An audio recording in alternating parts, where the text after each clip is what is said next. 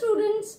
So today I am going to take up a topic of ISC syllabus, that is report writing.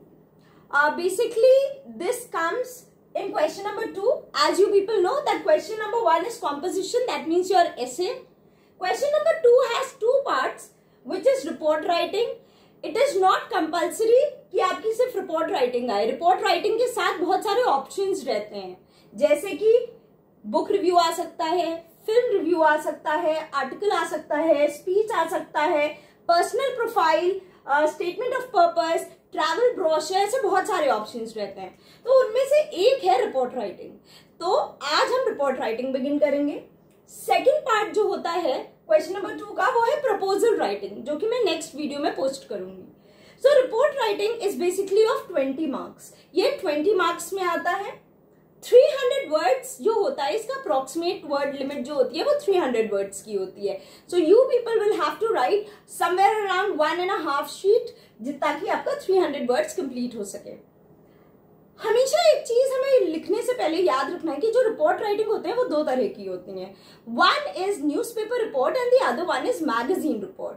तो अगर newspaper report आता है तो उसमें हम लोग को बस एक दिन पहले का इंसिडेंट को डिस्क्राइब करना होता है. वो जनरली कोई नेचुरल कैलामिटी, जैसे कोई फ्लड्स आ गए, कहीं कोई अर्थक्वेक आ गया, इसके बारे में आ सकता है, या कोई एक्सीडेंट्स के बारे में आ सकता है, जैसे कि ट्रेन मिसहैप हो गया है, कहीं पे बॉम्ब विस्फोट हो गया है, इस तरह के बारे में आ सकता है, या कोई इवेंट्स के बारे में आ सकता है. सो जो अभी हम लोग कर रहे हैं वो रिपोर्ट राइटिंग जो है वो न्यूज़पेपर रिपोर्ट के हिसाब से हम बता रहे हैं आपको. Whenever I am writing a newspaper report, first thing हमें हमेशा दिमाग में रखना चाहिए कि I am writing as a reporter. I am not writing as a student or as a person जो अपना पॉइंट ऑफ व्यू दे रहा है. तो हमें बिल्कुल बिल्कुल बिल्कुल वैसे ही लिखना होता है जैसे कि न्यूज़पेपर में आप लोग रिपोर्ट्स पढ़ते हैं कि कैसे क्या हुआ, राइट. सो आप देखते हैं हमें फर्स्ट पैरा, देखिए पहले तो मैं आपको ये स्ट्रक्चर बता दे रही हूँ किस तरह से लिखना होता है, then I will move on to the format also. So जो फर्स्ट पैरा होता है उसको हमें 5 W&H क्वेश्चंस में डिवाइड करना चाहिए. दैट मीन्स व्हाट, क्या हुआ, कब हुआ, कैसे हुआ और क्यों हुआ. तो ये सारा WH, what, where, when, why and how.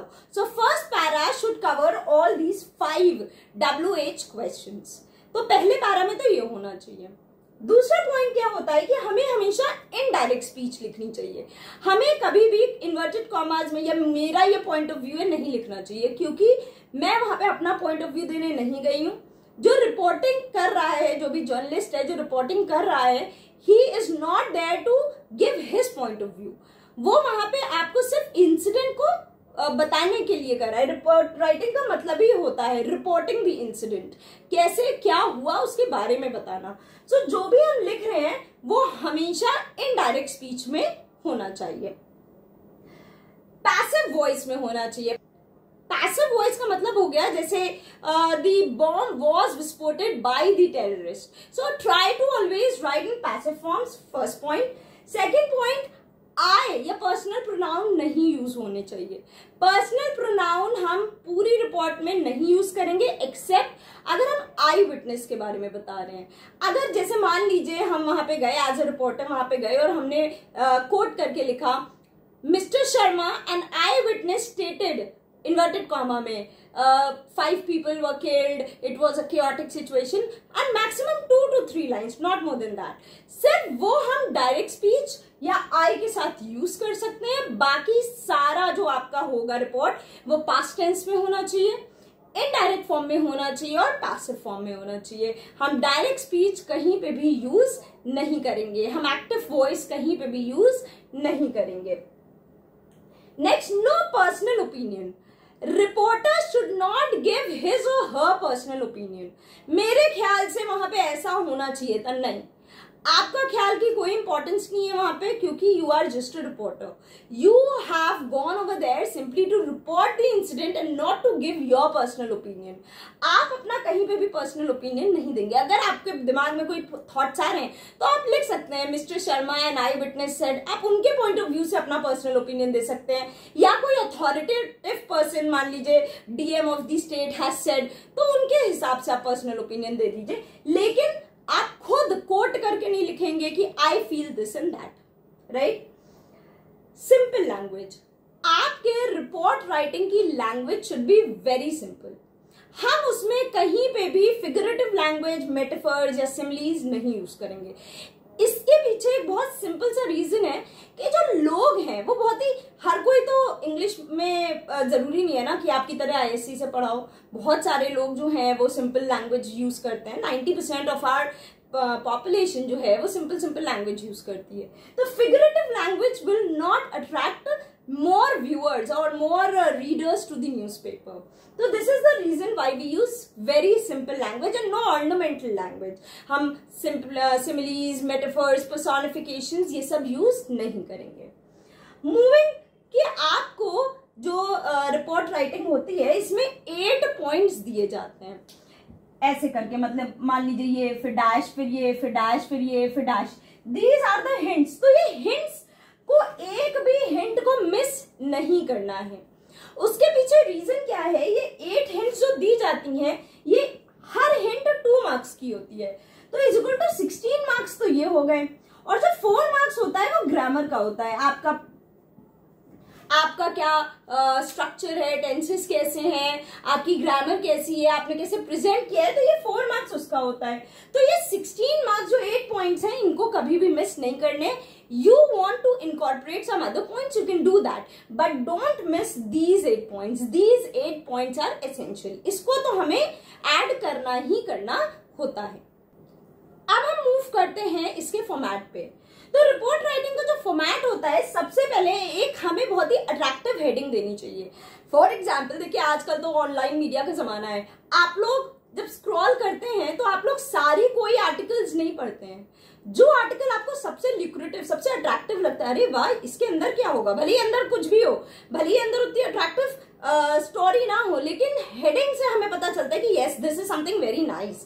तो इसी तरह से हमारी heading should be very attractive, जिससे कि रीडर्स अट्रैक्ट हों कि उनको आगे की पूरी आपकी रिपोर्ट पढ़नी है. तो the heading should be very attractive, first thing. Secondly the limit of the heading should be maximum 5 to 6 words. ऐसा नहीं होना चाहिए कि 2 लाइन में आपकी हेडिंग आए. Heading should always be in 1 line and maximum 5 words. बहुत प्रॉब्लम हो रहा है तो भाई 6 कर लो, लेकिन 5 में आपको लिमिट करना पड़ेगा. By staff reporter you don't have to mention your name. अगर नेम क्वेश्चन में ऑलरेडी मेंशन्ड है तो आप वही नेम यूज कर सकते हैं, वरना आप स्टाफ रिपोर्टर डाल सकते हैं. Then your city and the date. Date जो होती है वो इसी फॉर्मेट में लिखी जाती है, ऐसे ऐसे या ऐसे वाला फॉर्मेट नहीं चलता है. सो डेट हमेशा इस तरह से लिखी जाती है. अब जो उसमें हेल्पिंग पॉइंट्स होते हैं हमें वो लिखना है.